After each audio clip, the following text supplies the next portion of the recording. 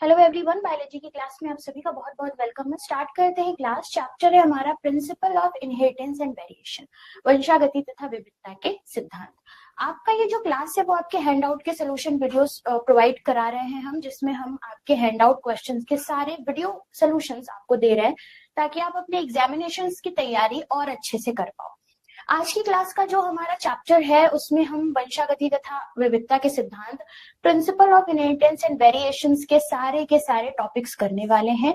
और इसमें आज हम जिस तरीके से अपनी क्लास लेकर जाएंगे वो हमारा objective type, very short answer type, और आज की ही क्लास में हम डिस्कस कर लेंगे शॉर्ट आंसर टाइप क्वेश्चंस भी and long answer type questions भी। ठीक है, तो कुछ इस तरीके से हम अपनी क्लासेस को आगे बढ़ाते हैं, जिसमें हमने आपका एक ओवरव्यू दे दिया है कि किस क्वेश्चन में आपको कितने टाइम लगेंगे सॉल्व करने में, याद करने में। ये पूरा का पूरा ओवरव्यू हमने आपको हर चैप्टर के स्टार्टिंग में लगा दिया है ताकि आप इसको अपने टाइम के अकॉर्डिंग और अपने समझ के अकॉर्डिंग इसको कर सको। चलिए शुरू करते हैं इस चैप्टर को, क्योंकि ये बहुत बड़ा और बहुत इंपॉर्टेंट चैप्टर है, तो इसको ध्यान से समझिएगा। ये टफ चैप्टर भी हमारी बायोलॉजी में है। पहला क्वेश्चन हमारे इस चैप्टर में एमसीक्यू बेस्ड है, यानी कि सबसे पहले हम एमसीक्यू बेस्ड क्वेश्चन करेंगे, फिर वेरी शॉर्ट करेंगे, फिर शॉर्ट करेंगे, देन लॉन्ग क्वेश्चन पे जाएंगे। ठीक है, तो सबसे पहले हम ऑब्जेक्टिव क्वेश्चंस पर आते हैं। ये क्वेश्चन आपके पिछले साल के पेपर में आया हुआ है, आपके झारखंड बोर्ड के बोर्ड एग्जाम्स में।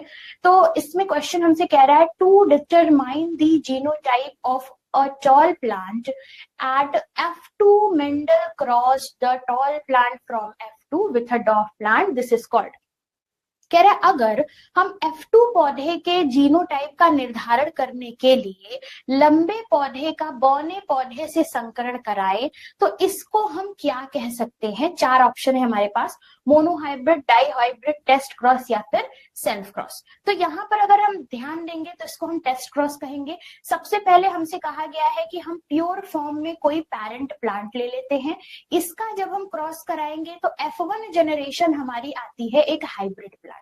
ठीक है, ये F1 जनरेशन है। इसी F1 जनरेशन का जब हम इनके अप्रभावी जनक यानी रेसेसिव पेरेंट से क्रॉस करा देते हैं तो यहाँ पर हम F2 जनरेशन प्राप्त करते हैं, और F2 जनरेशन का कॉम्बिनेशन कुछ इस तरीके का बनता है। वेट, F2 जनरेशन का कॉम्बिनेशन कैसे बनेगा करते हैं। एक बार इस कैपिटल टी को स्मॉल टी से ले आएंगे तो capital T small T, again capital T small T, और दूसरे स्मॉल टी को जब हम दोनों से क्रॉस कराएंगे तो स्मॉल टी, ऐसा कॉम्बिनेशन होगा। तो इस क्वेश्चन के लिए test cross is the correct answer. अगला क्वेश्चन है genes which code for a pair of constructing traits are known as, यानी वो जीन जो विपरीत गुणों के जोड़ों के लिए कोड करते हैं, यानी कि विपरीत जोड़ों को कोडिंग करने के लिए यूज होते हैं, उनको क्या कहते हैं। Jumping gene, allele split gene या नन ऑफ दीज। कह रहा है gene which codes for a pair of constructing traits are known as. ये एक डेफिनेशन भी है जिसे आप अलील कहते हो, है ना। इसे हम क्या कहते हैं, अलील। अलील का मतलब होता है कि हमारे पास अगर कोई जीन है ना तो उसके अलग अलग कंस्ट्रक्टिंग पेयर्स को अलील कहते हैं। ठीक है, तो इस क्वेश्चन के लिए करेक्ट आंसर हमारा क्या हो जाएगा, अलील। तो अगले क्वेश्चन पे मूव ऑन करेंगे। कह रहा है the phenotypic ratio of a dihybrid cross. आपको ये एकदम याद होना चाहिए, अगर हम किसी डाईहाइब्रिड क्रॉस की बात कर रहे हैं, यानी हम दो जोड़ी विपरीत लक्षण लेकर चल रहे हैं। हमने एक तरफ कहा था कि राउंड कलर के, येलो कलर के सीड को हमने लिया है, जिसका रिंकर्ड यानी झुर्रीदार ग्रीन सीड के साथ जब हमने क्रॉस कराया था तो F1 जनरेशन का जो हमारा क्रॉस था वो बना था राउंड कलर और राउंड शेप और येलो कलर के सीड। इनके बीच में जब हमने सेल्फिंग करा दी थी तो हमने एक बड़ा सा F2 जनरेशन देखा था, और इस F2 जनरेशन का जो हमारा रेशियो आता है वो हमेशा याद रखना 9:3:3:1 आता है। ठीक है, तो इस क्वेश्चन के लिए करेक्ट आंसर क्या हो जाएगा, डी वाला ऑप्शन। इसी तरीके से हम F2 जनरेशन निकालते हैं, जो कि आपने अपने क्लासेस में देखा भी है कि किस तरीके से हमने F2 जनरेशन निकाला था। अब अगले क्वेश्चन में मूव ऑन करते हैं। कह रहा है which genetic disease is caused by the trisomy of 21st chromosome. कह रहा है अगर 21वें नंबर के, है ना, अगर 21वें नंबर के क्रोमोसोम में ट्राइसोमी हो जाए, यानी त्रिसुतता हो जाए, तो कौन सी बीमारी होती है? ठीक, सबसे पहले हमें यह पता है कि हमारे शरीर में 23 पेयर में क्रोमोसोम होते हैं, यानी 46 क्रोमोसोम होते हैं। ठीक, अब अगर हम इसको लिखना चाहें तो हम लिखेंगे पहला पेयर, दूसरा पेयर, तीसरा पेयर, चौथा पेयर, ऐसे करते करते पूरा 23वें पेयर तक हम जाते हैं, और हर पेयर में 2 क्या होंगे? क्रोमोसोम्स होंगे, गुणसूत्र होंगे। अगर इस क्वेश्चन के आंसर पर बढ़े तो हमसे कह रहा है कि चलो मान लेते हैं कि नॉर्मली सामान्य में 46 गुणसूत्र होते हैं, है ना, सामान्य मनुष्य में 46 गुणसूत्र होते हैं, और इसको जब हम लिखते हैं तो हम कहते हैं 23 जोड़ी गुणसूत्र होते हैं। ठीक है, जिसमें से हमारा 22 पेयर का जो गुणसूत्र है वो दैहिक गुणसूत्र होता है, और जो एक जोड़ी गुणसूत्र अलग होते हैं उसे हम लिंग गुणसूत्र कहते हैं, यानी 22 जोड़ी हमारे क्या होते हैं? ऑटोसोम्स। ठीक है, और एक जोड़ी जो है इसको हम कहते हैं सेक्स क्रोमोसोम। ठीक है, अब कह रहा है इसी 22 जोड़ी में से जो 21वां जोड़ी है, यानी 21वें नंबर पर हम एक गुणसूत्र और जोड़ दें, यानी कि हम कह रहे हैं कि टोटल हमारे पास यहाँ जो 22 जोड़ी गुणसूत्र थे वो 22 पेयर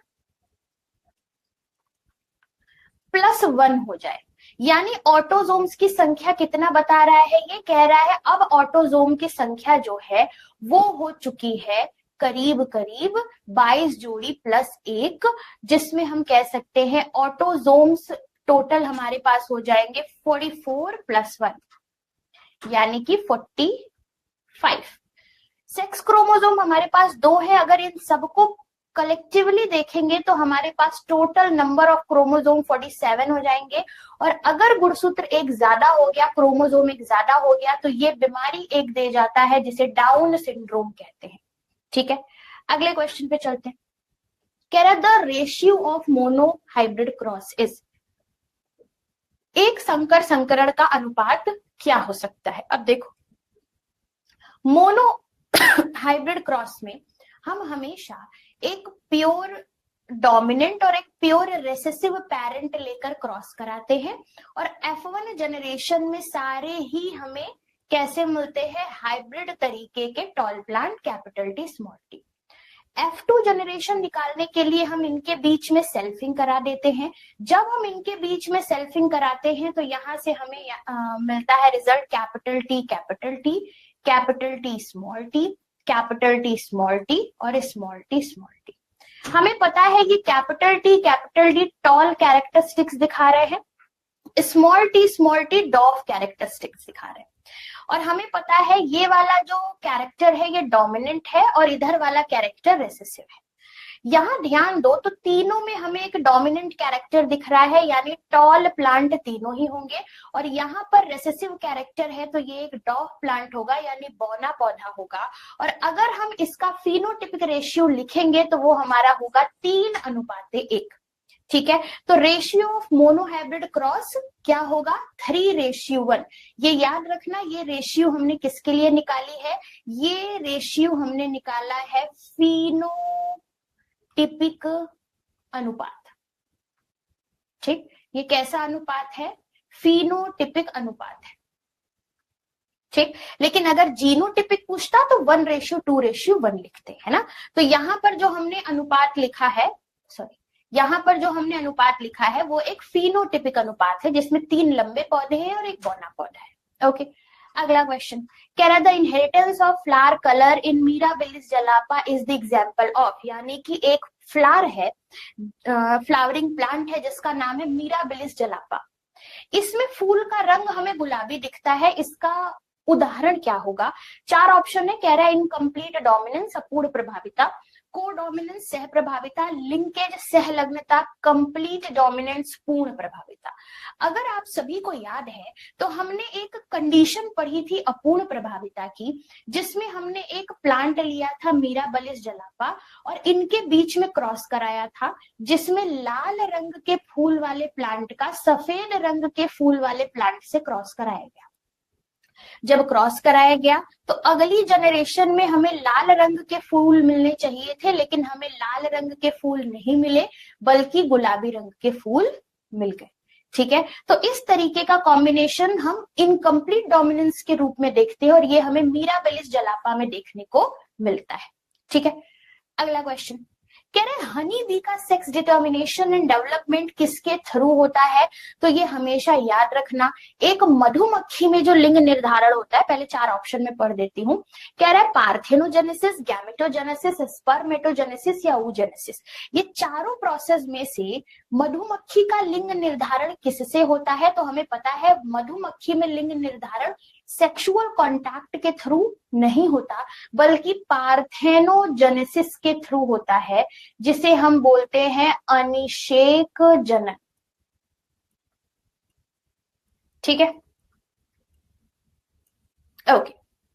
अगला question, a person with blood group A B, कह रहा है एक पर्सन का ब्लड ग्रुप ए बी है, is an example of which type of inheritance? ये किस तरीके के इनहेरिटेंस का एग्जाम्पल है? 4 ऑप्शन है, codominance, incomplete dominance, simple dominance या इपिस्टेसिस।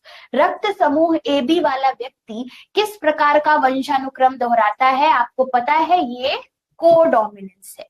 ठीक है, ये कैसा है? कोडोमिनेंस दर्शाता है। जैसे कि किसी का अगर ए बी ब्लड ग्रुप है, इसका मतलब ये है कि हो सकता है उसके मम्मी पापा में से किसी एक पेरेंट का ब्लड ग्रुप ए हो और किसी मम्मी पापा में से एक पेरेंट का ब्लड ग्रुप बी हो। इस कंडीशन में उनके चाइल्ड में ए बी ब्लड ग्रुप आया है और क्योंकि ये साथ में एक साथ आकर के ब्लड ग्रुप निर्धारित करते हैं दोनों के ए एंड बी, तो इस वजह से इसे हम कहते हैं कोडोमिनेंस। ठीक है, अगला क्वेश्चन कह रहे हैं sickle cell anaemia the substitution of glutamic acid by. अब what is sickle cell anaemia? Sickle cell anaemia में ग्लूटामिक एसिड का प्रतिस्थापन कौन करता है? तो सिकल सेल एनीमिया एक मेंडेलियन डिसऑर्डर है ना, मेंडेलियन डिसऑर्डर है, यानी हम कह सकते हैं मेंडेलियन रोग है। ठीक, ये कैसा विकार है? मेंडेलियन विकार है, यानी मेंडेलियन डिसऑर्डर है। ठीक है, इसमें देखा जाए तो कह रहा है सिकल सेल एनीमिया यानी कि इस बीमारी में जो आरबीसी होता है उसका जो आकार होता है वो कैसा हो जाता है? सिकल सेप का, यानी हंसियाकार हो जाता है। ठीक है, सिकल सेप हो जाने की वजह से ऑक्सीजन को ये कम बाइंड करता है, कम पकड़ पाता है। नॉर्मली आरबीसी कैसा होता है? तश्तरी जैसा होता है। ठीक है, ये इस वजह से होता है क्योंकि मेंडेलियन विकार में सिकल सेल एनीमिया में एक पॉइंट पर म्यूटेशन हो गया है। एक पॉइंट पर म्यूटेशन यानी उत्परिवर्तन हो गया है।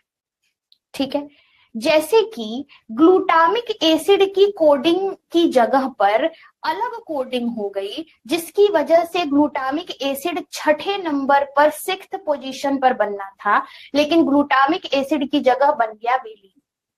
ठीक है, जैसे ही वेलिन बना, म्यूटेशन की वजह से ये बीमारी बन गई, जिसे आप कह सकते हो आरबीसी हंसियाकार होने लग गया, और इसे ही हम सिकल सेल एनीमिया कहते हैं। अगला क्वेश्चन कह रहा a normal vision female whose father is colour blind. ध्यान से सुनना, एक सामान्य दृष्टि वाली महिला है जिसके पिता वर्णांध है। ठीक, एक सामान्य दृष्टि वाले पुरुष से शादी करती है, उसके पुत्रों और पुत्रियों में वर्णांध होने की क्या प्रायिकता होगी? समझ आई? अ नॉर्मल विजन फीमेल जिसके पापा कलर ब्लाइंड थे, एक नॉर्मल मेल के साथ शादी करती है, उसके लड़के और लड़कियों में कलर ब्लाइंड होने के क्या बताइए? प्रायिकता बताइए। 4 ऑप्शन हमारे पास है। कह रहा है 25% sons colour blind and all daughter will phenotypically normal vision, यानी 25% उनका जो लड़का है वो कलर ब्लाइंड हो सकता है और उनके सारे बच्चे नॉर्मल, लड़कियां नॉर्मल होंगी। दूसरा कह रहा है 50% sons colour blind and 50% daughters normal, यानी 50% लड़के कलर ब्लाइंड हो सकते हैं, 50% पॉसिबिलिटी है कि लड़कियां नॉर्मल होंगी। सी कह रहा है 50% सन्स कलर ब्लाइंड, 50% लड़के कलर ब्लाइंड हो सकते हैं, 50% डॉटर भी कलर ब्लाइंड हो सकती हैं। और चौथा कह रहा है ऑल सन्स नॉर्मल, लेकिन 50% कलर ब्लाइंड डॉटर हो सकती है। ठीक है, तो यहां पर देखो भाई, कह रहा है कि एक महिला है जिसके पापा कलर ब्लाइंड थे। ठीक है, इनको क्या थी, कलर ब्लाइंडनेस थी, तो हम यहाँ पर सी डिनोट कर दे रहे हैं। ठीक है, कह रहे इसके पापा कलर ब्लाइंड थे, हो सकता है मम्मी इनकी नॉर्मल हो। ठीक, लेकिन अब पापा के एक्स गुणसूत्र पर क्या है, कलर ब्लाइंडनेस का जीन है। इसकी वजह से जो भी लड़की पैदा होगी वो सारी की सारी कैरियर होगी। ठीक है, तो ये जो लड़की है जिसकी शादी होनी है एक नॉर्मल लड़के से, वो कैरियर है। ठीक है, क्योंकि उसके पापा कलर ब्लाइंड थे। अब देखो ध्यान से कॉम्बिनेशन, हमें ये पता चल गया कि इसके पिता कलर ब्लाइंड थे और उनके एक्स गुणसूत्र एक आते हैं किसी भी फीमेल में, तो ये जो महिला है ये कलर ब्लाइंड है। ठीक है, इस कलर ब्लाइंड वाहक महिला की शादी एक नॉर्मल इंसान से, व्यक्ति से होती है। ये व्यक्ति कैसा है, सामान्य है। ठीक है, अब इनके बीच में क्रॉस करा के पॉसिबिलिटी देखो, ये एक्स सी और एक्स आ जाएगा, एक एक्स सी और एक्स, दूसरा एक्स सी और वाई आ जाएगा। ठीक है, तीसरा इस वाले एक्स को इनसे क्रॉस कराएंगे अब, तो क्या आ जाएगा, एक्स सी एक्स, एक्स सी वाई। अब यहां आ जाएगा एक्स और एक्स और आ जाएगा एक्स और वाई। अब यहां ध्यान से देखो,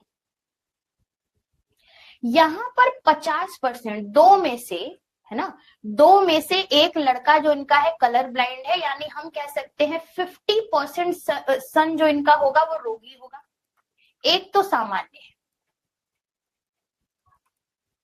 और यहीं पर देखो 50% लड़की जो है उसको कोई रोग नहीं है, ये भी सामान्य है, लेकिन 50% यहां पर जो लड़की होगी वो क्या होगी, वाहक। ठीक है, तो हमने क्या कहा, अगर पिता कलर ब्लाइंड है तो एक महिला क्या होगी, कलर ब्लाइंड होगी।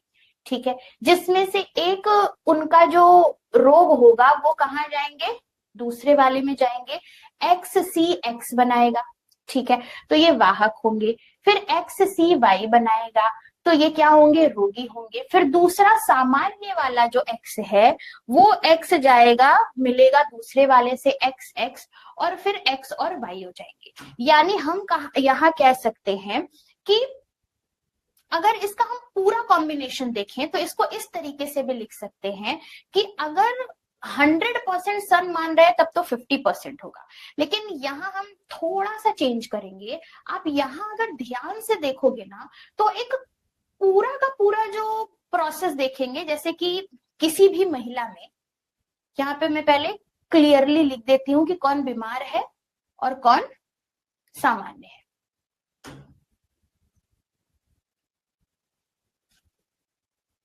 ठीक है, जैसे कि ये जो कॉम्बिनेशन है इसमें लड़की वाहक है, वाहक लड़की अभी भी कलर ब्लाइंड नहीं होगी, ये रोगी है। ध्यान से इसको समझना मेरी बात, ठीक है। ये जो लड़की है ये सामान्य है, ये लड़की कैसी है, सामान्य है। ये जो लड़का है ये भी सामान्य है। आपको हमेशा पता है कि जब भी हम सेक्स डिटर्मिनेशन करते हैं हमें पता है 50% तक मेल बनता है, लड़का बनता है, और 50% तक फीमेल बनती है, यानी लड़की बनती है। ठीक है, यहां जब ध्यान से आप देखोगे तो 50% मेल में से, ध्यान देना, 50% मेल में से कितने परसेंट मेल बीमार हैं, 50% मेल में से कॉम्बिनेशन आया है 25% मेल रोगी है हो सकता है ऐसा?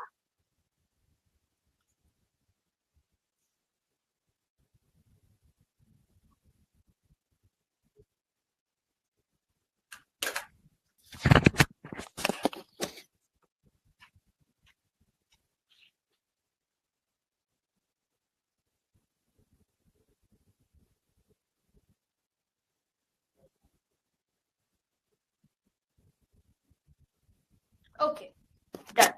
ठीक है, प्रॉब्लम हुई थी थोड़ी सी। ठीक है, स्टार्ट करते हैं। हमने क्या आपको बताया? हमने आपको बताया कि कॉम्बिनेशन हमने लिख दिया है वाहक, रोगी, सामान्य और सामान्य। ठीक है, फिर हमने आपको बोला कि कभी भी जब हम लिंग निर्धारण देखते हैं ना, तो 50% तक मेल होता है, 50% तक फीमेल बनती है। यहाँ पूरे कॉम्बिनेशन में 25% लड़का रोगी है, 25% सामान्य है। देखो, अगर देखा जाए तो ये 25% रोगी है, 25% सामान्य है। लेकिन अगर हम लड़कियों के लिए देखें तो क्या हम ये कह सकते हैं कि 50% तक जो लड़कियां हैं उनमें कोई भी लक्षण नहीं दिखेगा हमें, है ना? वाहक है फिर भी वो नॉर्मल ही है, उनमें लक्षण नहीं दिखेगा, और सामान्य तो सामान्य है ही। तो इस क्वेश्चन के लिए हम कहेंगे 25% sons colour blind and all daughter with phenotypically normal vision, ये हो जाएगा इस क्वेश्चन का करेक्ट जवाब। तो यहाँ पर हम लिख देंगे कि इस क्वेश्चन के लिए राइट आंसर इज, इसको अपडेट कर देते हैं, इस क्वेश्चन के लिए इज राइट आंसर क्या हो जाएगा? ए। ठीक, अब अगले क्वेश्चन पे चलते हैं। ठीक है, अगला क्वेश्चन कह रहा है sickle cell anaemia is related to which type of disease. Sickle cell anaemia किस प्रकार की बीमारी से संबंधित है? पहला है सेक्स लिंक डिजीज, दूसरा है ऑटोजोमल लिंक डिजीज, तीसरा है डेफिशिएंसी डिजीज, चौथा है मेटाबॉलिक डिजीज। ठीक है, आइए देखते हैं। सिकल सेल एनीमिया एक ऑटोजोमल लिंक डिजीज है जिसमें जो आरबीसी है, इसका जो आकार है जो कि तश्तरी जैसा होता था, ये आरबीसी क्या है? ये एक सामान्य आरबीसी। ठीक है, सामान्य आरबीसी चेंज हो जाता है सिकल सेल के आरबीसी में, है ना? इस तरीके की आरबीसी का स्ट्रक्चर हो जाता है, यानी सिकल जैसा, हसीए जैसा। और ये एक मेंडेलियन डिसऑर्डर है, ऑटोजोमल लिंक डिजीज है। तो इस क्वेश्चन के लिए करेक्ट आंसर क्या हो जाएगा? बी। अगला कह रहा है ABO blood group in human being shows. कह रहा है एबीओ ब्लड ग्रुप ह्यूमन में क्या शो करता है? मनुष्य में एबीओ ब्लड ग्रुप क्या दिखाता है? तो आपने दो टॉपिक्स में एबीओ ब्लड ग्रुप पढ़ा है। एक तो हमने इनकम्प्लीट डोमिनेंस या एक हमने मल्टीपल एलील्स में पढ़ा है और एक हमने कोडोमिनेंस में पढ़ा है। तो इस क्वेश्चन के लिए correct answer both B and C हो जाएगा, क्योंकि यहाँ पर multiple allele blood group decide कर रहे हैं, तो ये एक मल्टीपल एलील का भी एग्जाम्पल है। और यहाँ पर क्योंकि साथ में ही सारे ही एलील मिलकर अगले जनरेशन में शो हो रहे हैं, तो ये कोडोमिनेंस का भी एग्जाम्पल हो जाता है। अब अगला क्वेश्चन कह रहा है सेक्स डिटर्मिनेशन है जिसे हम ZZ और ZW टाइप का सेक्स डिटर्मिनेशन कह रहे हैं। ठीक है, इस टाइप का जो सेक्स डिटर्मिनेशन है ये हमें कहाँ देखने को मिलता है? कह रहा है स्नेल, कॉकरोच, पिकॉक और ह्यूमन। हम सभी को पता है कि जब हम सेक्स डिटर्मिनेशन ZZ और ZW टाइप का देखते हैं तो ZZ कंडीशन नर में होती है, मेल में होती है, और ZW कंडीशन मादा में होती है, यानी फीमेल में। और यही एकलौता एक ऐसा सेक्स डिटर्मिनेशन है जो हमें बर्ड्स में देखने को मिलता है, पक्षियों में देखने को मिलता है। तो इस क्वेश्चन के लिए क्या हो जाएगा? मोर यानी कि पिकॉक यहाँ पर सही जवाब। अगला क्वेश्चन कह रहे chromosomal theory of inheritance was given by, एक रटने वाला क्वेश्चन है। वंशागति का गुणसूत्रीय सिद्धांत सटन और बोवेरी नाम के साइंटिस्ट ने दिया था। अगला question grasshopper is an example of X0 type of sex determination in which male है। कह रहा है ग्रॉस हॉपर एक एग्जाम्पल है जिसमें हम X0 टाइप का सेक्स डिटर्मिनेशन देखते हैं, जिसमें पुरुषों के पास कौन से प्रकार का गुणसूत्र होता है। ठीक है, तो चार ऑप्शन है। कह रहा है क्या एक X क्रोमोसोम होगा, दूसरा कह रहा है नो Y क्रोमोसोम, कोई Y क्रोमोसोम नहीं है, तीसरा कह रहा है 2 X क्रोमोसोम होंगे, और चौथा कह रहा है कोई भी एक्स क्रोमोसोम नहीं होगा। तो ध्यान देंगे, अगर हम इंसेक्ट की बात करते हैं तो उनका सेक्स डिटर्मिनेशन एक्स एक्स और एक्स जीरो टाइप का होता है। एक्स एक्स की केस में यहाँ पर फीमेल बनेगी, एक्स जीरो के केस में यहाँ पर मेल बनता है। तो इस कंडीशन में मेल में एक ही एक्स क्रोमोसोम होता है, तो यहाँ पर करेक्ट आंसर हो जाएगा 1 एक्स क्रोमोसोम। ठीक है, अगला क्वेश्चन कह रहा है father of a child is colour blind. कह रहा है कि एक बच्चे का पिता वर्णांध है और माता वर्णांध की वाहक है, and mother is carrier for colour blindness. माता वर्णांध की क्या है, वाहक है। The possibility of the child being colour blind is, एक लड़के के वर्णांध होने की संभावना क्या है। ठीक है, कह रहा है एक बच्चा क्या है, father of a child is colour blind, एक लड़के का पापा कलर ब्लाइंड है, मदर कैरियर है। इस कंडीशन में बच्चे के कलर ब्लाइंड होने की क्या पॉसिबिलिटी है। ठीक है, तो कह रहा है मम्मी उसकी क्या है, कैरियर है, पापा पहले से ही कलर ब्लाइंड है, तो बच्चे में किस तरीके का कॉम्बिनेशन आ सकता है। तो एक बार ये वाला एक्स इससे कॉम्बिनेशन एक्स सी हो जाएगा, फिर इससे कॉम्बिनेशन एक्स सी वाई हो जाएगा, फिर ये वाला कंडीशन एक्स सी एक्स हो जाएगा, और फिर ये वाला कंडीशन हो जाएगा एक्स वाई। यानी यहां ध्यान से देखो, अगर हम पूरे बच्चों का पूरा तुलना करें तो हमें ये रोगी दिख रहा है जो कि लड़की होगी, एक लड़का रोगी दिख रहा है, एक लड़की वाहक है और एक लड़का सामान्य है। ठीक है, तो यहां ध्यान से देखो, कह रहे हैं बच्चे का पिता वर्णांध है, माता वर्णांध की वाहक है, बच्चे के वर्णांध होने की संभावना कितनी है। पूछ रहा है वर्णांध होने की। अगर हम वाहक को वर्णांधता की केस से हटा दें तो यहाँ पर हमें दिखेगा 50% तक बच्चे वर्णांध पैदा होंगे, यानी इस क्वेश्चन के लिए करेक्ट आंसर हो जाएगा 50%।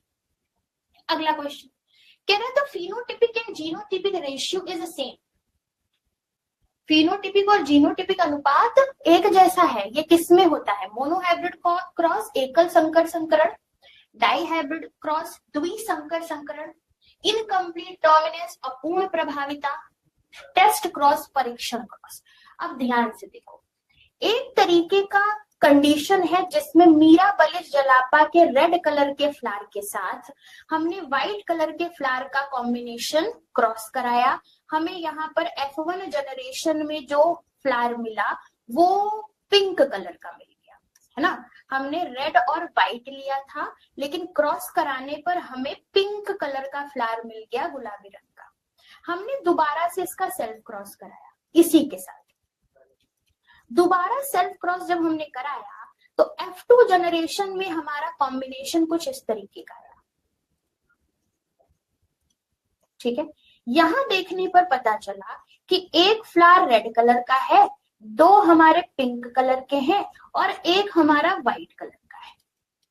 यानी इस तरीके से जब हमने जीनोटिपिक रेशियो देखा तो 1:2:1 आया, और अगेन जब हमने फिनोटिपिक रेशियो देखा तो ये भी 1:2:1 आया। इसे ही हमने इनकम्प्लीट डोमिनेंस यानी अपूर्ण प्रभाविता नाम दे दिया। ठीक है, तो इस क्वेश्चन के लिए करेक्ट आंसर इज अपूर्ण प्रभाविता। ठीक है, अगला क्वेश्चन कह रहा है which of the following is a test cross. पहले ही क्वेश्चन में हमने देखा है निम्न में से कौन सा परीक्षण संकरण है। ध्यान देना, परीक्षण संकरण में हम प्रभावी और अप्रभावी शुद्ध माता पिता के बीच में क्रॉस कराते हैं। पहली जनरेशन में जो भी मिलता है उसका क्रॉस हम अप्रभावी जनक के साथ कराते हैं, इसे हम कहते हैं परीक्षण क्रॉस, टेस्ट क्रॉस। यानी इस क्वेश्चन के लिए हमारा क्या हो जाएगा, T capital T small T cross small T small T. ठीक है, ये कॉम्बिनेशन हमारा टेस्ट क्रॉस का होता है।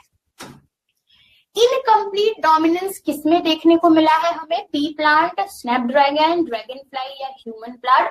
तो अपूर्ण प्रभाविता हमें मीराबिलिस जलापा के साथ साथ स्नैपड्रैगन में भी देखने को मिला है, तो ये एग्जाम्पल भी याद रखेंगे। अब हमने सारे के सारे ऑब्जेक्टिव क्वेश्चंस कर लिए, आगे बढ़ते हैं और very short answer type question पर आते हैं। Can I give one example of female heterogamety.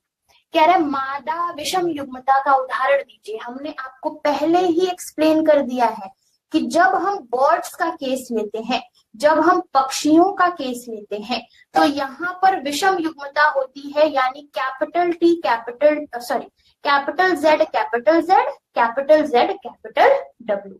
Z Z के केस में, सम युग्म की केस में हमारी मादा बनती है, और सम युग्म की केस में हमारा नर बनता है ना, मेल बनता है, और विषम युग्म की केस में यहाँ पर मादा बनती है। तो इस तरीके से हम कह सकते हैं कि फीमेल बर्ड हमारे हेटेरोगैमेटिक होते हैं, जिसमें जेड और डब्ल्यू फीमेल को निर्धारित करते हैं और जेड मेल को निर्धारित करते हैं, जैसे कबूतर और बत्तख। अगला क्वेश्चन कह रहा है व्हाट इज कोडोमिनेंस, एक एग्जांपल दीजिए। हमें पता है कि जब दो अलील्स को हम किसी समान रूप से किसी ट्रेट को एक्सप्रेस करने के लिए व्यक्त करते हैं, तो इसे हम कोडोमिनेंस कहते हैं। जैसे मान लो किसी पर्सन का ब्लड ग्रुप ए है और उसे बी ब्लड ग्रुप के साथ क्रॉस कराया गया, तो अगली जनरेशन में ए बी ब्लड ग्रुप हमें देखने को मिलेगा। इसे ही हम क्या बोलते हैं, कोडोमिनेंस। तो ये हमें किसमें देखने को मिलता है, रक्त समूह में। ठीक है, तो इस तरीके से हम कह सकते हैं person with A B blood group, इसका मतलब है इनके पास ए और बी दोनों ही अलील एक साथ एक्सप्रेस हुए हैं। ये इसका एक एग्जाम्पल हम लिख सकते हैं। Can I define crossing over, what is crossing over? Crossing over किसे कहते हैं? देखो, कह रहा था exchange of genes between homologous chromosome resulting a mixture of parental characteristics in offspring is known as crossing over. यानी जब एक जैसे गुणसूत्र हो, समजातीय गुणसूत्र हो, इनके बीच जीनों का आदान प्रदान हो जाए, जिसके परिणाम स्वरूप जो संतान है उसमें पैतृक विशेषताओं का मिश्रण हो जाए, इसे ही हम क्रॉसिंग ओवर कहते हैं। अगला question, name two sex link disease in human. Humans में दो सेक्स लिंक डिजीज के बारे में बताना है हमें।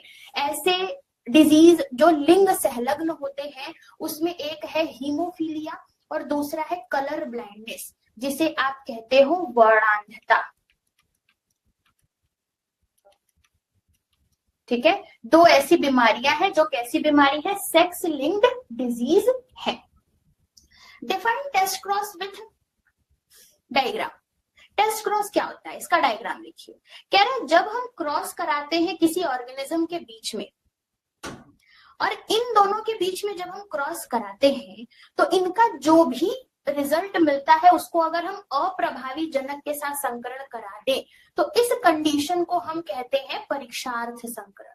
ये तब कराया जाता है जब हमें किसी का जीनोटाइप प्राप्त करना होता है, यानी कि हमने कहा एक प्रभावी और एक अप्रभावी जनक के बीच में क्रॉस करा दो। हमें पता है F1 जनरेशन में जो भी रिजल्ट आया है, उस रिजल्ट को हम रेसेसिव पेरेंट के साथ क्रॉस कराएंगे।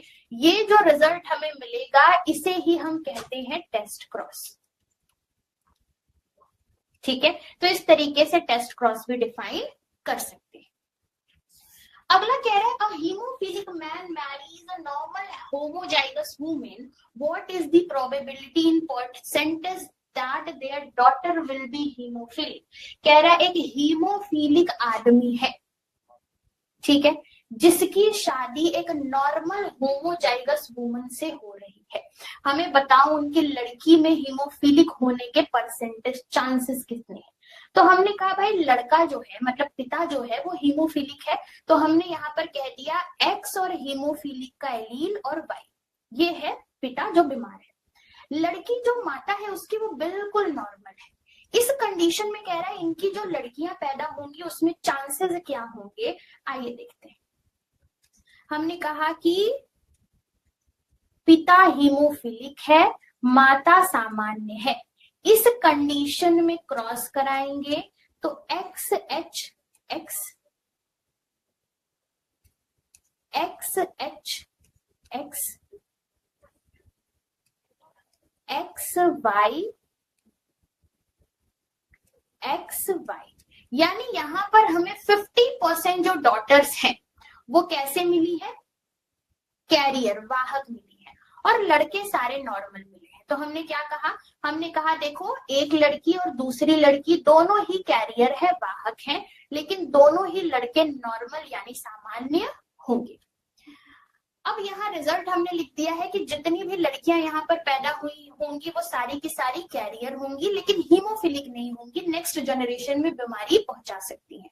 सन सारे के सारे नॉर्मल होंगे, यानी लड़की के हीमोफिलिक होने के चांसेस 0% है, क्योंकि लड़कियां सारी कैरियर है ना कि हीमोफिलिक है। अब आते हैं शॉर्ट आंसर टाइप क्वेश्चन पे। शॉर्ट आंसर टाइप क्वेश्चन में हमसे कह रहा है what are the difference between incomplete dominance and codominance, explain with example. कह रहा है हमें बताइए कि इनकम्प्लीट डोमिनेंस और कोडोमिनेंस के बीच में, अपूर्ण प्रभाविता और सह प्रभाविता के बीच में क्या अंतर है, उदाहरण देकर समझाइए। ठीक है, हमें ये भी पता है कि इनकम्प्लीट डोमिनेंस का मतलब है जो भी संतान पैदा होगा वो अपने मम्मी पापा के लक्षण नहीं दिखाएगा, बल्कि एक दूसरा ही कैरेक्टर दिखा देता है। लेकिन अगर हम कोडोमिनेंस की बात करें तो कोडोमिनेंस जो होंगे वो अपने मम्मी पापा के कैरेक्टर का कॉम्बिनेशंस अगले जनरेशन में दिखाने लग जाते हैं। कैसे, इसको हम समझाएंगे, आओ देखते हैं। सबसे पहले हम इनकम्प्लीट डोमिनेंस देखते हैं। ठीक है, यानी सबसे पहले हम देख रहे हैं अपूर्ण प्रभाविता। ठीक है, ये जो कंडीशन है इनकम्प्लीट डोमिनेंस है, अपूर्ण प्रभाविता है, इसमें हमने मीराबिलिस जलापा का लाल रंग का प्लांट वाला फ्लावर वाला प्लांट लिया है और व्हाइट कलर के फ्लावर वाला प्लांट लिया है। नेक्स्ट जनरेशन में हमें किस कलर का मिल गया, पिंक कलर का। ठीक है, F1 जनरेशन हमें किसका मिल गया, पिंक कलर का। तो इस तरीके से हम कह सकते हैं कि भाई देखो ध्यान से, ना मम्मी का कैरेक्टर है ना पापा का कैरेक्टर है, तीसरा ही कैरेक्टर है, इसे हम इनकम्प्लीट डोमिनेंस कहते हैं। लेकिन यहीं पर अगर हम आपको कोडोमिनेंस की बात करें तो कोडोमिनेंस का केस हमें देखने को मिलता है एबीओ ब्लड ग्रुप सिस्टम।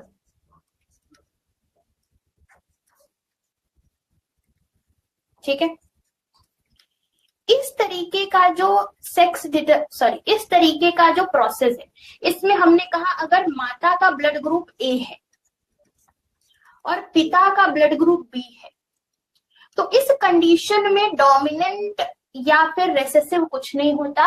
अगली जनरेशन में जो बच्चा बनेगा उसका ब्लड ग्रुप दोनों का ही कॉम्बिनेशन हो जाएगा। ठीक, तो ये है कोडोमिनेंस। अगला question, explain Mendelian disorder with suitable example. उपयुक्त उदाहरणों की मदद से मेंडेलियन विकारों की व्याख्या कीजिए। हमको पता है मेंडेलियन विकार का मतलब है कि कहीं न कहीं उत्परिवर्तन की वजह से अनुवांशिक रोग हुआ है, यानी ये म्यूटेशन की वजह से होने वाली बीमारी है। ठीक है, जिसमें एक उदाहरण हम लिख सकते हैं कलर ब्लाइंडनेस।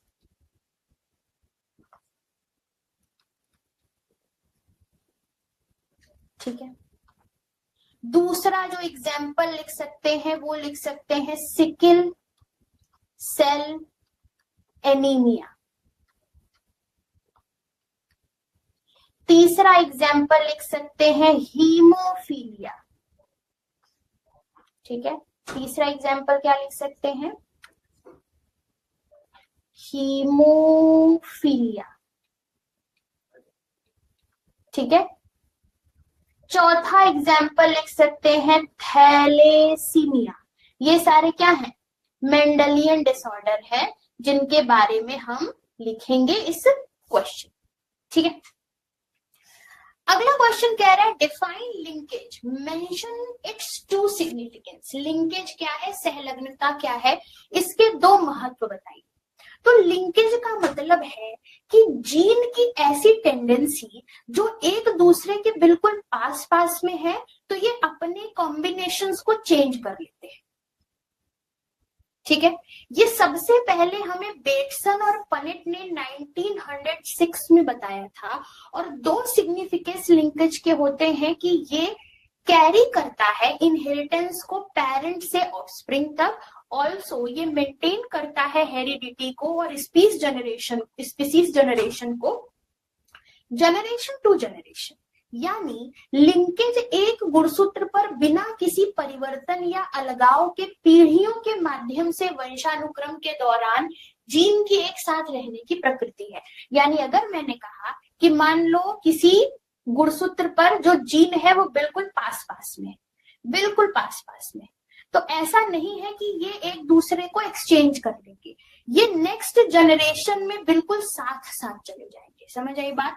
लिंकेज में हमने कहा अगर गुणसूत्र पर बिल्कुल पास पास में जीन मौजूद है तो नेक्स्ट जनरेशन में वो जैसा है एज इट इज वैसा ही चला जाएगा, जिससे संतानों को माता पिता से जो भी कैरेक्टर विरासत में मिली है वो एज इट इज मिलती है, और पीढ़ी दर पीढ़ी वंशानुक्रम और प्रजातियों को बनाए रखने में भी ये मदद करता है।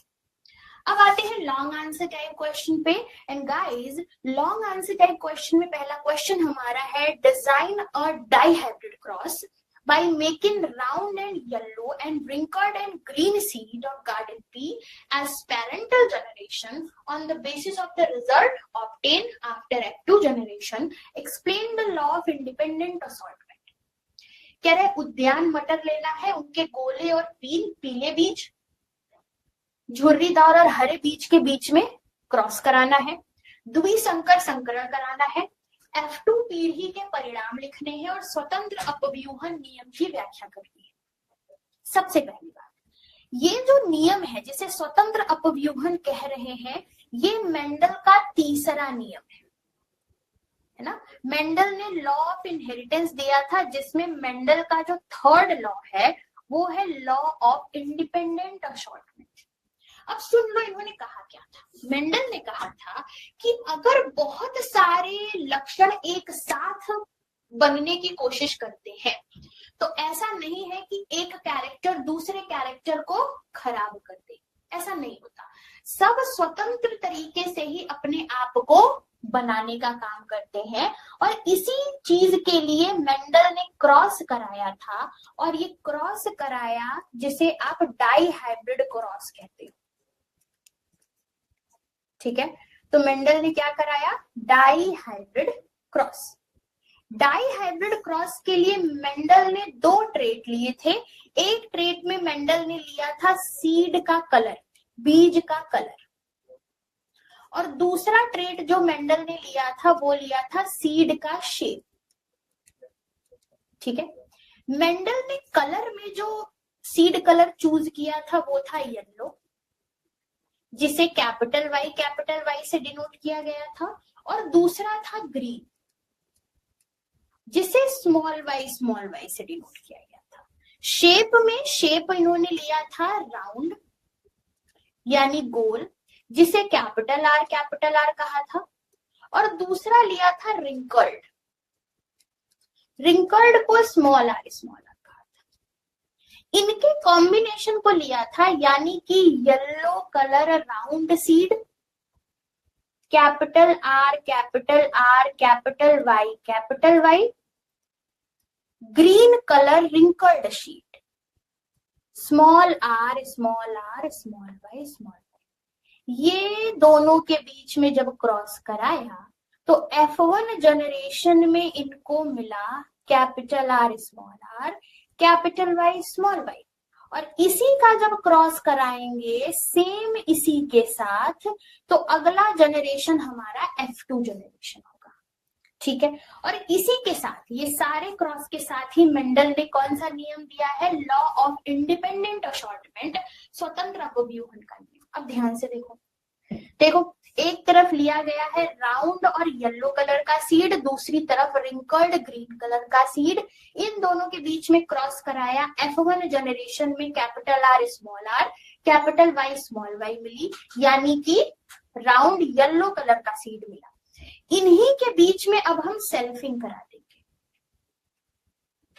सेल्फिंग कराने के बाद हमारा जो रिजल्ट मिलता है कुछ इस तरीके का मिलता है, जो कि हमारा ये F2 जनरेशन है, जो कि हमने आपको क्लास में सिखाया भी था। यहाँ हमने इसका मेल गैमेट सेपरेट कर लिया है, यहाँ फीमेल गैमेट सेपरेट कर लिया है, और इनके कॉम्बिनेशन हम इस तरीके से लिख रहे हैं। ठीक है, जब हमने ये सारा का सारा कॉम्बिनेशन देखा तो हमें इसका जीनोटिपिक रेशियो मिला 9:3:3:1 का, और इसी तरीके से हम डाई हाइब्रिड क्रॉस को एक्सप्लेन कर लेंगे। ठीक है, अगला क्वेश्चन कह रहा है with the help of a monohybrid cross explain the law of dominance. अभी हमें लॉ ऑफ इंडिपेंडेंट असॉर्टमेंट बताने के लिए बोला था, अब हमें लॉ ऑफ डोमिनेंस एक्सप्लेन करने के लिए बोल रहा है। तो लॉ ऑफ डोमिनेंस में मतलब ये है मेंडल का कि ये तो सबसे पहली बात कि मेंडल का पहला नियम है। ठीक है, तो प्रभुत्व यानी प्रभाविता का नियम मेंडल का लॉ ऑफ इनहेरिटेंस का पहला लॉ है, पहला नियम है। ठीक है, इसमें मेंडल ने कहा कि जो डोमिनेंट एलील होते हैं ना, जो डोमिनेंट एलील होते हैं वो मोनोहाइब्रिड क्रॉस में नेक्स्ट जनरेशन में अपने आप को एक्सप्रेस करते हैं, और रेसेसिव जो कैरेक्टर होंगे वो सुप्रेस हो जाते हैं, वो अपने आप को एक्सप्रेस नहीं करते। तो मेंडल लॉ ऑफ डोमिनेंस ये कहता है कि डोमिनेंट अलील एक्सप्रेसेस इटसेल्फ, जो डोमिनेंट कैरेक्टर है, प्रभावी कैरेक्टर है, वो अपने आप को एक्सप्रेस करता है, लेकिन जो डोमिनेंट नहीं है वो अपने आप को सुप्रेस कर देता है, यानी अपने आप को एक्सप्रेस नहीं करता। ठीक है, however this recessive allele for a character is not lost। इसका मतलब ये नहीं है कि रेसेसिव एलील खो जाएंगे। डोमिनेंट ने रेसेसिव को दबा दिया है, वो खोते नहीं है बल्कि सुप्रेस फॉर्म में होते हैं, हिडन होते हैं। जब हम उसको नेक्स्ट जनरेशन में ले जाएंगे तो वो दिख सकते हैं। ठीक है, तो मेंडल के प्रभुत्व के नियम में यह हम कह सकते हैं कि अगर हम एक मोनोहाइब्रिड क्रॉस करेंगे तो प्रभावी एलील खुद को व्यक्त करता है और अप्रभावी एलील को दबा देता है। उदाहरण के लिए जब हम मटर के लंबे पौधे को बौने पौधे के साथ संकरण कराते हैं तो F1 पीढ़ी में सारे ही लंबे पौधे मिलते हैं, लेकिन जब हम इस लंबे पौधे का स्वनिषेचन दोबारा कराते हैं तो हमें अनुपात 3:1 मिलता है, जो F2 जनरेशन में दिखाई देते हैं। यानी हम ये कह सकते हैं कि अप्रभावी लक्षण खत्म नहीं होता, बस दबी हुई हालत में है, जो हमें F2 जनरेशन में प्रकट होता दिख सकता है। ठीक है, कैसे इसको करेंगे भाई? चलो सबसे पहले इसकी सेल्फिंग देख लेते हैं। तो इसकी सेल्फिंग के लिए हमने कहा कि मेंडल ने सबसे पहले एक लंबा पौधा और एक बौना पौधा लिया था, यानी मेंडल ने लिया टॉल प्लांट और मेंडल ने लिया प्योर डॉग प्लांट। इसके बीच में जब क्रॉस कराया तो मेंडल ने देखा F1 जनरेशन में जो डोमिनेंट कैरेक्टर है वो हमें दिखा, यानी प्लांट दिखा टॉल। इसका जब इन्होंने सेल्फ क्रॉस करा दिया इसी के साथ, तो F2 जनरेशन में इनको कॉम्बिनेशन कुछ अलग तरीके का दिखा, और F2 जनरेशन का जो कॉम्बिनेशन है उसको देखकर मेंडल ने F1 और F2 जनरेशन बताई, यानी 3 पौधे टॉल, 1 पौधा डॉफ मिला, इनको बौना मिला, यानी यहाँ पर इनको जो फिनोटिपिक रेशियो है वो कैसा मिलता है? 3:1। ठीक, तो फिनोटिपिक रेशियो 3:1, लेकिन जीनोटिपिक रेशियो कैसा मिलता है? 1:2:1। यही सेम क्रॉस हमने यहां पर भी करा दिया है, ऐसे भी आप लिख सकते हो। ठीक है, अगला क्वेश्चन कह रहा है how does the sex determination takes place in human. मानवों में लिंग निर्धारण कैसे होता है? अब ध्यान देना, हमें पता है ह्यूमन बीइंग में किसी भी बच्चे का लिंग निर्धारण जो होता है वो उससे होता है कि किस तरीके के गैमीट के साथ फीमेल गैमीट फर्टिलाइज हुई है। ठीक है, हमें ये भी पता है कि 23 जोड़ी गुणसूत्र होते हैं, जिसमें मम्मी और पापा से इसी तरीके के क्रोमोसोम आते हैं। जैसे 23 माता से आएगा, 23 पिता से, तब जाके 46 क्रोमोसोम बनेगा, जिसमें से 22 पेयर के जो क्रोमोसोम होते हैं उन्हें ऑटोसोम्स कहते हैं, और 1 पेयर का जो क्रोमोसोम होता है उसे सेक्स क्रोमोसोम कहते हैं।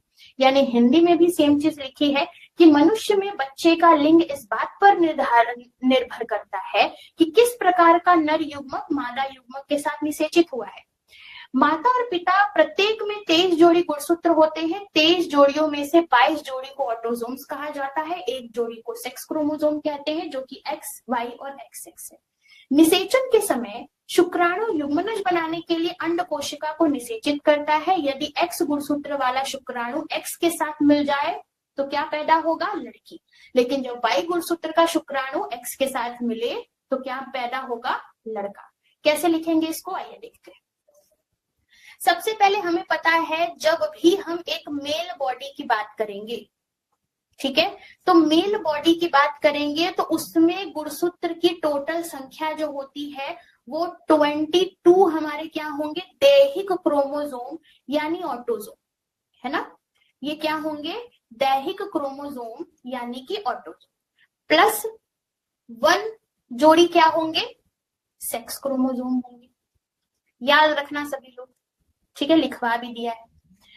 अब यहाँ पर देखो, अगर लड़का है, मेल है, तो ये जो क्रोमोसोम होगा वो होगा एक्स वाई, ठीक है। वहीं अगर हम फीमेल के केस में बात करें तो फीमेल के केस में भी 22 जो होंगे वो सेम होंगे, ऑटोसोम।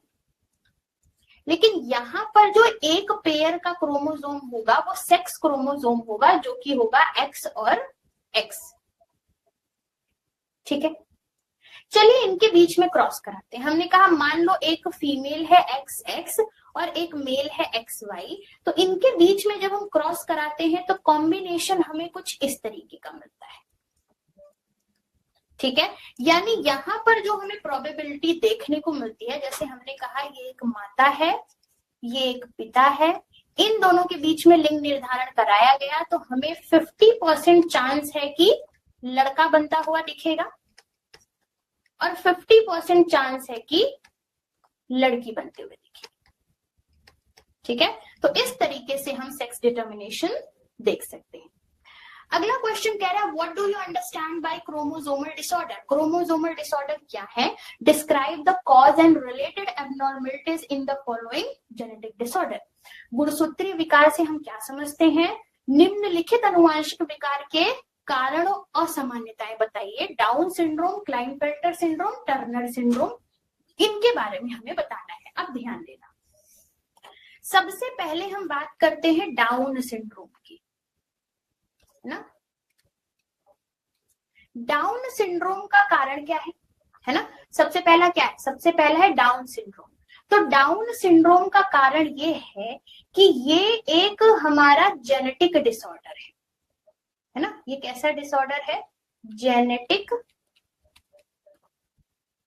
विकार, है ना, क्रोमोसोमल जेनेटिक डिसऑर्डर। याद रखना, जेनेटिक डिसऑर्डर में से भी ये कैसा डिसऑर्डर है? क्रोमोसोमल, यानी कि गुणसूत्रीय, ठीक है। जितने भी यहाँ पर तीनों डिसऑर्डर दे रखे हैं ना, ये तीनों ही हमारे गुणसूत्रीय विकार है, क्रोमोसोमल डिसऑर्डर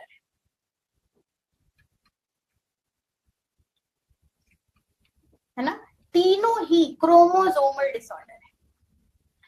डाउन सिंड्रोम तब होगा जब कभी 21वें नंबर का जो गुणसूत्र है, 21वें नंबर का जो क्रोमोसोम है, उसमें हो जाएगी ट्राइसोमी, यानी एक एक्स्ट्रा गुणसूत्र, ठीक है, जिससे डाउन सिंड्रोम का कॉम्बिनेशन हो जाता है 45 + 2 का, यानी टोटल क्रोमोसोम 47।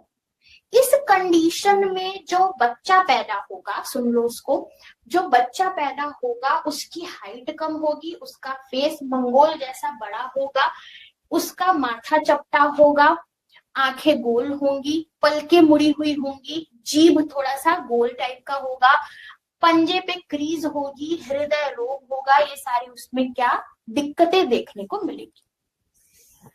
अगर हम यहाँ पर आपको क्लाइनफेल्टर सिंड्रोम के बारे में बताएं, ठीक है,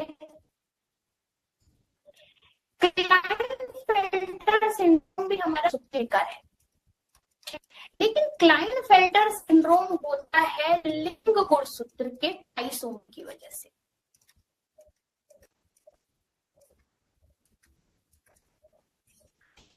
यानी जो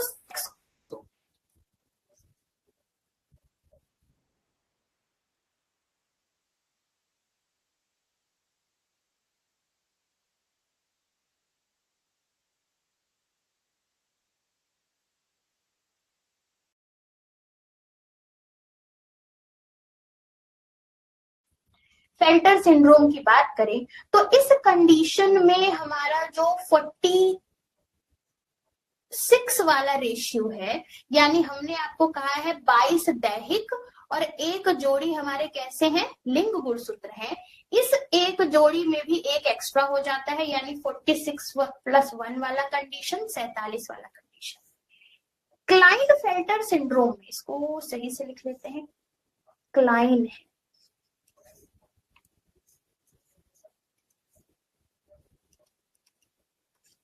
क्लाइनफेल्टर सिंड्रोम। इस कंडीशन में जो भी बॉडी बनेगी उसमें टोटल 47 क्रोमोसोम होंगे, और टोटल 47 क्रोमोसोम इस वजह से हैं क्योंकि सेक्स क्रोमोसोम एक एक्स्ट्रा है, यानी कि कंडीशन एक्स वाई वाला था, एक एक्स और जुड़ गया, यानी एक्स एक्स वाई वाला कंडीशन हो गया। इस कंडीशन में जो बॉडी बनेगी उसमें मेल का भी कैरेक्टर होगा और फीमेल का भी कैरेक्टर होगा।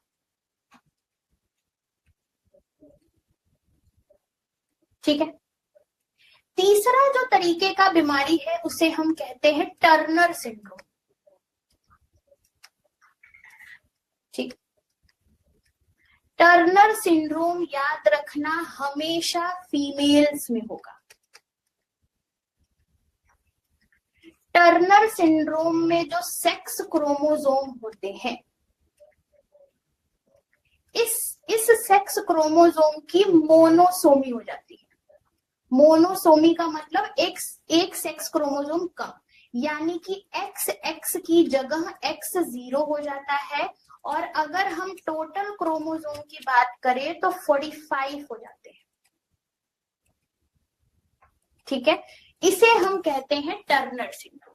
इसमें फीमेल बॉडी पूरी तरह से डेवलप नहीं होती और ऐसी स्त्रियां बच्चे पैदा नहीं कर सकती।